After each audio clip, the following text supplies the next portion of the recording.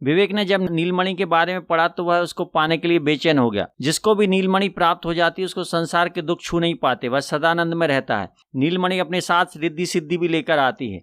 यमराज भी नीलमणि धारक की अनुमति लेकर ही उसके प्राण हरते हैं। देवी देवता उसके साथ सदा रहते हैं। उसे संसार के सभी सुख सहज ही उपलब्ध हो जाते हैं। उसके लिए परमात्मा के मंदिर के द्वार खुल जाते हैं। उसका गांव एक पहाड़ी पर स्थित था। चारों ओर पहाड़ियां ही पहाड़ियां थी। पूर्व की तरफ घना जंगल था, इतना घना जंगल कि उसके गांव और दूसरी पहाड़ी के बीच धरती नजर आती ही नहीं थी, सिर्फ हरियाली दिखती थी। एक दिन सुबह उसने कुछ रोटियां सेंकी और अचार बांधा, पानी की बोतल ली और अपने कुलगुरु की मूर्ति के सामने सिर झुकाया और जंगल की ओर चल पड़ा। विवेक था भी थोड़ा सनकी, जिद ठान लेता था तो पूरी करने में जुट जाता था। जाते वक्त उसने कुलगुरु के सामने कौल लिया कि बगैर नीलमणि ढूंढे वह नहीं लौटेगा। जंगल उसकी कल्पना से ज्यादा घना था। लगता था इस जंगल में कभी दिन नहीं होता। हाथ को हाथ नहीं सूझता था, रास्ता तो था ही नहीं। बस वह चलता जा रहा था। ना दिशा का पता था और ना ही समय का। जहां उसको भूख लगती खा लेता, जहां वह थक जाता बैठ जाता और जहां नींद आती सो जाता। पूरे समय उसके मन में एक डर रहता था, किंतु उसका कौल और उसकी जिद के आगे सब बौना था। उसका खाना पीना खत्म हो चला था, किंतु कोई सुराग सूत्र या संकेत कहीं से नहीं मिल रहा था। उदासी व निराशा भी बीच बीच में सिर उठा लेती थी। कभी कभी वापस लौटने का विचार भी आ जाता था। कभी लगता था कहीं वह सुनी सुनाई मनगढ़ंत बात में तो नहीं फंस गया, कहीं नीलमणि कपोल कल्पना तो नहीं है। लेकिन उसने संकल्प लिया कि अब चाहे जो हो वह पूरी क्षमता व ताकत से नीलमणि ढूंढेगा। उसके बाद ही वह निर्णय लेगा कि नीलमणि कल्पना है या सत्य। कई दिन गुजर चुके थे, खाना पानी खत्म हो गया था। भूखा प्यासा वह चलता जा रहा था। वह भूख प्यास से व्याकुल होकर कोई खाद्य फल ढूंढने लगा था, किंतु वह जिस भी पेड़ के फल तोड़ने जाता उसके आसपास उसके मरे हुए लंगूर व भालू दिखते। वह हाथ पीछे खींच लेता। उसकी हालत यह हो गई थी कि वह अब गिरे तब गिरे।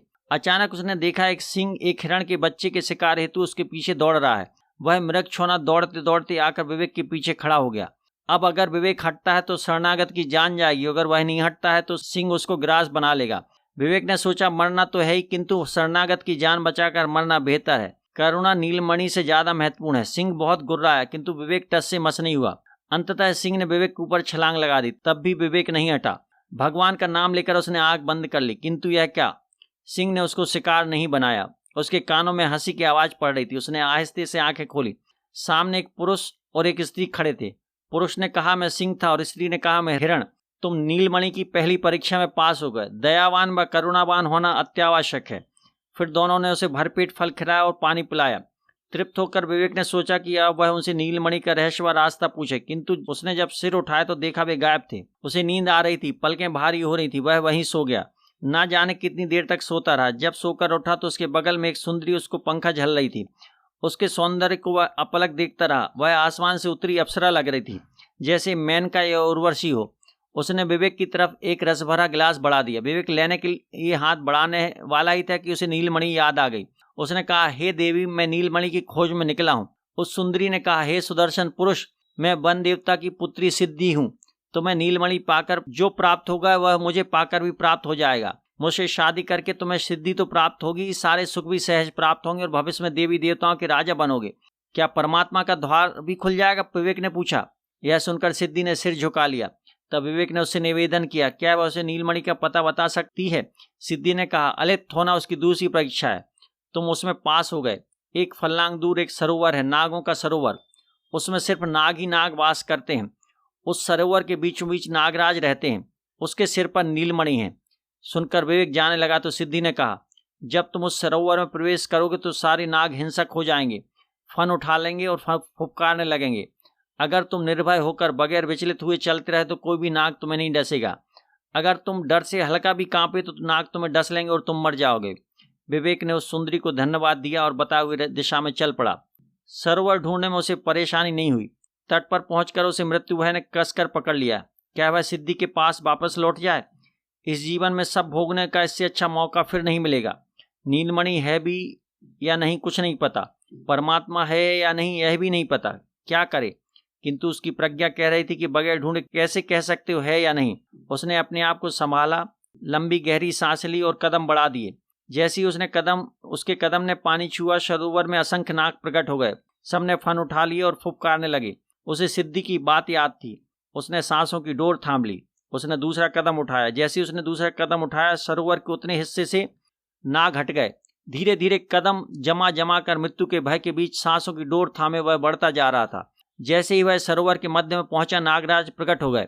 उन्होंने कहा, तीसरी शर्त साहस व निडरता थी जो तुमने पूरी की। सांस रोककर विवेक ने नीलमणि लेने के लिए हाथ बढ़ाया था कि नागराज बोल पड़े, जैसे ही तुम नीलमणि लोगे मैं मर जाऊंगा।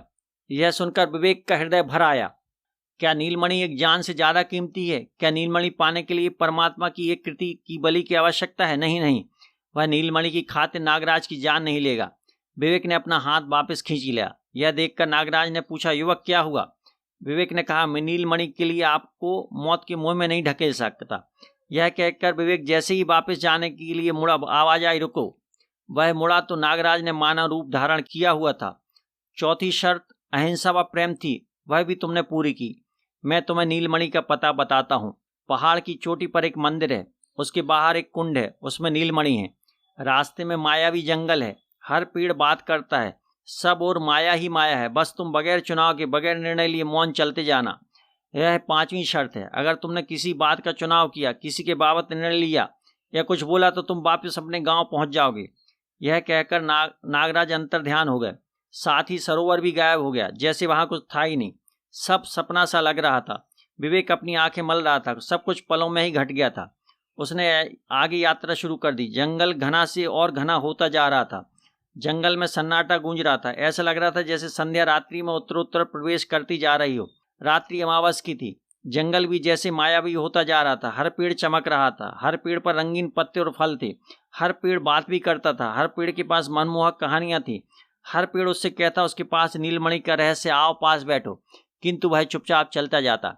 एक जगह पर उसने देखा कुछ लोग एक स्त्री के साथ व्यभिचार कर रहे हैं। एक जगह उसने देखा एक शक्तिशाली व्यक्ति कमजोर व्यक्तियों पर अत्याचार कर रहा है। एक जगह देखा एक चालाक व्यक्ति सीधे साधे लोगों का शोषण कर रहा है। एक जगह देखा कि बस्ती में बहुत बड़ा महल है, उस महल से सुस्वादु भोजन की खुशबू आ रही है, किंतु बाहर पूरी की पूरी बस्ती भूख से तड़प रही है, ठंड से ठिठुर रही है। एक जगह उसने युद्ध देखा। एक जगह देखा एक गोरा व्यक्ति काले व्यक्तियों को बंदी बनाए हुए। संसार में जितनी भी अन्याय होते सब उसको रास्ते में मिल रहे थे। एक जगह लोग उसका मालाओं से स्वागत कर लिए खड़े थे। एक जगह लोगों ने उसकी आरती उतारी और राजा बनने का आग्रह किया। एक जगह लोग ने उससे निवेदन किया कि वह उसे आजाद कराए, उसका बहुत नाम होगा। एक जगह ऋषि मुनियों का आश्रम मिला, उनने उससे ज्ञान अर्जन के लिए पूछा, किंतु वह बिना चुनाव किए, बगैर निर्णय लिए मौन बढ़ता ही जा रहा था। धीरे धीरे वह पहाड़ की चोटी पर पहुंच रहा था। जैसे ही उसको शिखर के दर्शन हुए, उसने देखा जंगल गायब हो गया है। सारे पेड़, पशु पक्षी और मनुष्य गायब हो गए थे। उसे शिखर पर मंदिर और मंदिर के बाहर एक कुंड दिख रहा था। शिखर पर पहुंचकर उसने सोचा नीलमणि लेने के पहले परमात्मा के दर्शन कर लें। उसने मंदिर जाकर दरवाजा खोलने की कोशिश की, किंतु दरवाजा बिल्कुल भी नहीं हिला। उसने दरवाजा देखा, दरवाजा तो हल्का सा था, लड़की का था और उसमें कोई सांकल भी नहीं थी। उसने बहुत कोशिश की, वह पसीना पसीना होगा, किंतु दरवाजा नहीं खुला। उसने थोड़ा विश्राम किया, पुनः कोशिश की, किंतु दरवाजा नहीं खोला। उसने चलो अब नीलमणि ले लेते हैं, परमात्मा की जब मर्जी होगी तो दर्शन कर लेंगे।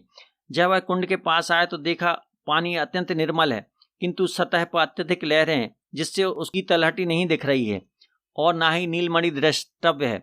उसने कुंड के पानी को एकटक देखना शुरू किया। जैसे ही एकटक देखना शुरू किया तो कुंड से आवाज आई कि उसने अक्रिय और मौन रहने की 6वीं शर्त पूरी की है, अतः वह लहरें रोक रहा है। जैसी ही लहरें रुकी, पानी की तलहटी दिखने लगी। पूरा कुंड जैसे दर्पण बन गया हो, किंतु उसमें कहीं भी नीलमणि नहीं दिख रही थी। उसने जब ऊपर चढ़कर झुककर देखा तो वह अचंभित हो गया। उसका शरीर तो कुंड में छाया की तरह नजर आ रहा था, किंतु कमर के निचले हिस्से से मस्तिष्क के बीचों बीच तक स्फटिक आकृति में सुनहले कण पूरी रीढ़ की हड्डी के आगे दमक रहे थे और दोनों भौहों के बीच नीलमणि दीप्तमान हो रही थी। उसे मंदिर के दरवाजे खुलने की आवाज आ रही थी।